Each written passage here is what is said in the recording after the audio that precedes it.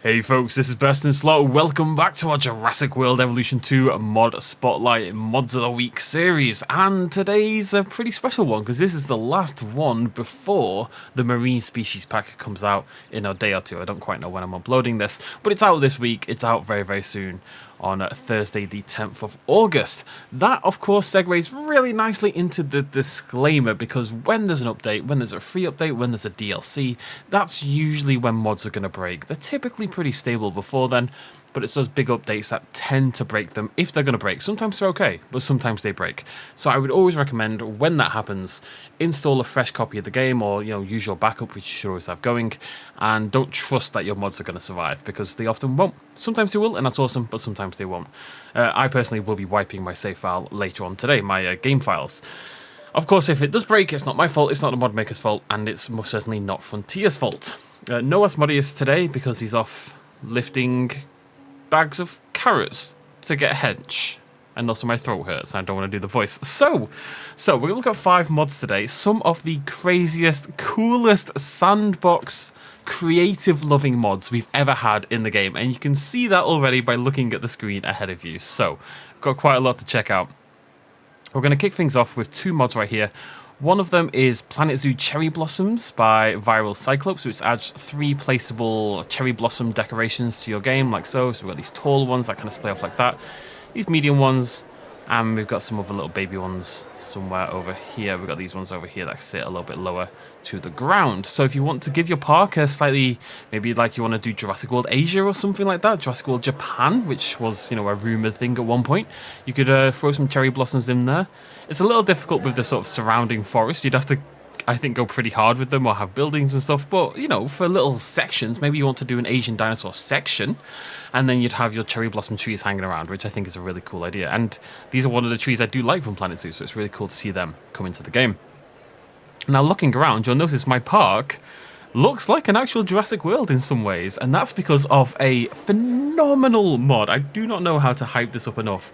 This is Jurassic World Decorations by RDRR 1985. It adds 53 new scenery items to the game. They're not even all here, but you can see we've got lampposts, we've got Jurassic World signs, we've got sort of advertising balloons, we've got new fountains over there with the parasaur, we've got really cool map sign kind of thingamajiggies over there. We've got ATM machines, we've got benches that spawn people. We've got these new planters with skulls and with amber with mosquitoes inside, as you can see there. Very, very cool. I'm going to zoom up a little bit. We've got a bunch of new fossils.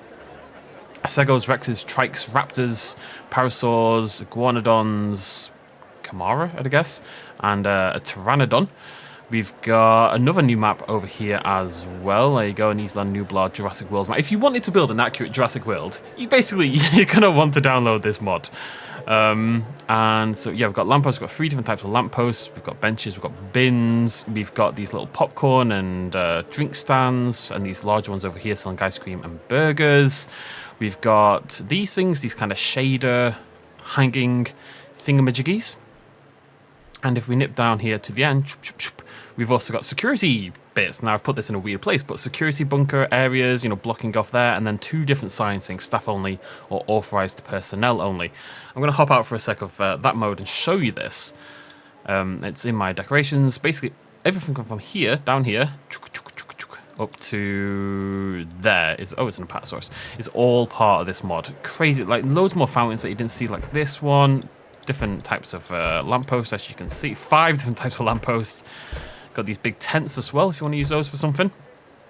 You've got billboards as well. The billboards, I think, are really cool. It just adds this real Jurassic World. It's all about commercialism. It's kind of one of the themes of the film is, commercialism gone mad, essentially, which is ironic given how they went on to commercialize the franchise. But the billboards add so much to it. I just think, looking around the maps, the ATMs, all these little things, I'm not here to slate Frontier about this whatsoever, but this is the kind of thing the game needs to turn your park from what feels still like a zoo to a proper Jurassic World. Because there's no way they're going to open Jurassic World and not have benches, and not have bins, and not have maps, and not have lampposts, and all this stuff that you absolutely need to make a functioning Jurassic World that we just don't have at this point in time, and it's kind of a shame. I really love this. Like, it seems like such a weird inclusion, but there it is. And RDRR has 53 new scenery items, all on their own as a modder for free.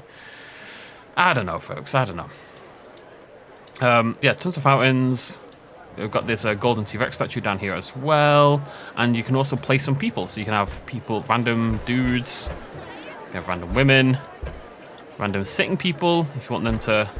They'll just sit down in the midair. But if you want to put them sitting on something in particular, you've got ones that do certain animations as well, as you can see. Just tons of variety, tons of options. If you're going to build a Jurassic World, you should probably download this pack. I'm just saying. Tons and tons of stuff. Really, really cool. Right, let's move on from that. We've got just like no new dinosaur species at all today. One new species we'll check out in a bit, but no new dinosaur species. And yeah, it is one of the coolest selections of mods I think we've ever looked at in terms of building like awesome parks. So this one's really good for building Jurassic World. The next one we're going to look at is phenomenal for building like a Site B sort of area. I'm going to pause it for a sec. Over here we have a hungry Spinosaurus, as you can see. Our poor boy is in need of some fish. Spinosaurus can eat not fish, right? Otherwise I've messed this up. I think it can eat not fish. So what we're going to do is use the expanded feeders mod from Cryogenic. Now we've showcased this before. It does really cool things. It lets you have like invisible feeders, feeders on a timer, stuff like that. And it lets you spawn in dinosaurs. We checked that out in the past. We did a video showcasing how you'd build a Site B because you can set like a population number for your... I'll show you. We're going to dinosaur. We're going to feeders here. You get a programmable dispenser. Smart ones, so you can say I want 10 Gallimimus in my park and put them out into the park, and if a carnivore hunts them, this thing will automatically make another Gallimimus. I've already done a video on that, and Cryogenic's got a fantastic video explaining that, so I'm not going into that today. What I am going to show you is these two new ones down here. So this is the smart programmable feeder. We're going to place that down. I'm going to grab this, and you can see basically what this is going to do. There's lots of settings, and again, I'm not going to go into too much detail. I'm just going to show you the exciting part.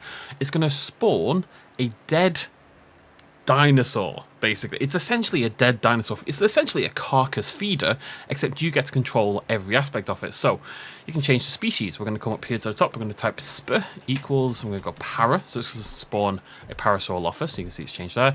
If you want to change the skin, we can go sk equals r, for example. That'll make that random, and p equals r will make the pattern random.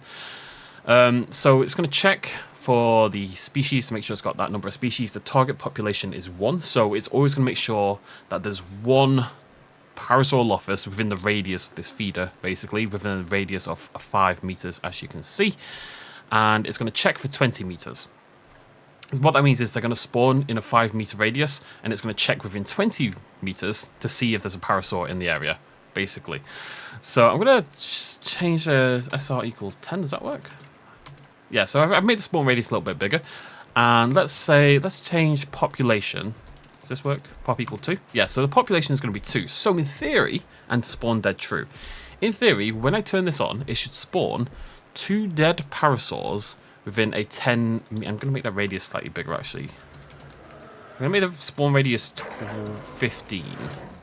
Oh, wait, no. SR equal 15? Yeah.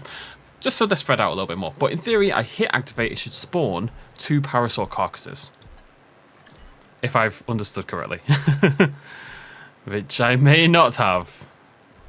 Oh, there we go. Yay! And another one in a moment, I'm sure. Let me speed up time. There you go. And as you can see, the Spinosaurus can feed from this. This will work as a feeder for your Spinosaurus. Its hunger will begin to be satiated by this. Doesn't seem to get the meat effect, unfortunately, but and basically, if the Spinosaurus then eats from that carcass several times and that carcass disappears, the feeder will then, you know, it's always checking to make sure there's 2 within that radius, so it'll do it again. It'll just spawn another one, and you can set it to 1, you can set it to 50, you could have this permanent collection of dead dinosaurs. The point is, I mean, that is fantastic. It's carcass feeders, and it's carcass feeders that last forever, look like the dinosaurs in the game, and that works for every single species in the game. Is that not wild? Like a carcass type feeder is something I've wanted for absolutely ages for this game. You can see that you can't click these. These are wild dinosaurs, inverted commas, and that's how Kyle has got this system to work. I just think that is so incredible. Like, we find that it's sometimes hard to find a feature. You can make it not invisible if you want to. Let's just change one more thing. Sp equal I think that worked. I just got Terra. So in theory, that's going to spawn a dead Rex in the area. If you wanted that, yeah, there you go. And if the Spino ate that, it would then spawn another Rex in a moment. Always the same colour because I haven't changed it, but that's... Is that not wild? Oh, it's set to 2, isn't it? Yeah, so it's going to spawn 2 Rexes. And we're going to stick with Kyle just for a moment. I really should have cleared some trees for this now that I think about it. Let me just do that very quickly. Just going to showcase very quickly something else. They've updated the free build mod as well, which is honestly the main mod I recommend people use if you're going to use a mod. And basically, we can now set custom path widths. So I've got my classic main throughfare. Yep, standard Jurassic World Evolution. This is the thick one, and it can go about that far. Lovely stuff. Now, this is actually the one from Northfire's mod, as it happens. But now you can see we've got these custom options available. So I can turn on custom width, and bam, look at that. So if you wanted to build like a thick area all at once, and you can change this as much as you want. You can go right down to the bottom and do super skinny paths like that. Basically, we've got custom width paths, basically. It's up to you now. So loads of creativity right there. And length as well. We can do custom length. So you can make it, if this is like at the bottom, you can see I can't go any further than that. Or smaller. That is where it goes, basically. If I go there instead, it sets the maximum, basically, whatever you set this to. So in theory, there you go. If you wanted a gigantic path, like so, just curling through absolutely everything, make a giant circle, much easier than you ever could in the past. Look at that. That beautiful smooth tour route we just did, or smooth walk-through path, just by doing that. And we've got the exact same thing as well with fences. Now, obviously not quite the same, we don't have a thickness, but we do have a length. So I can set custom length really small, and I can't go any further than that. So if I wanted to have a lot of control, if I was trying to build something in a very specific size, you know, use these little fence sizes. And if I wanted to go humongous, that is now also a possibility. Just more creativity, more control. And I think the path thickness in particular could lead to some really cool designs. But I do have a new species for you, and it seems very appropriate given we have the marine species pack later on this week. This is the bull shark by Miju 2023.